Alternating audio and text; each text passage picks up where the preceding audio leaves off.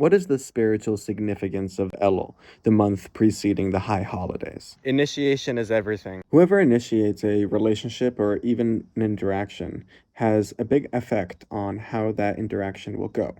This is true both between people and when a person interacts with God. So let's say Shabbat or a Jewish holiday, or sometimes there's something that happens in your life where you feel God's presence in your life a tad bit more. That would be a God-initiated relationship. Now, the advantage of that is that God's initiation is obviously more powerful than our own.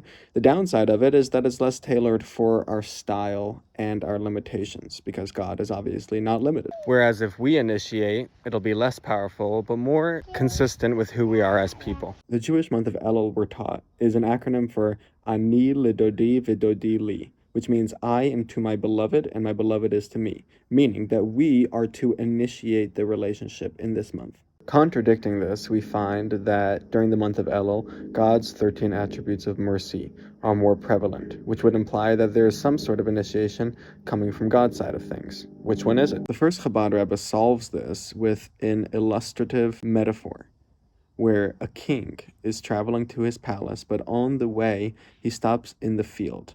Now, when he meets those that dwell in the fields, they aren't at their best. If they would get an invite to the palace, they'd put on fancy clothing and learn the proper palace decorum. But when the king comes to them in the field, they're themselves. And it's actually healthy for the king to see his subjects as they are. So on the one hand, there is some initiation by the king. But on the other hand, it isn't a revelation which demands those that see the king to change. The people remain in their overalls, they're still plowing their fields, etc.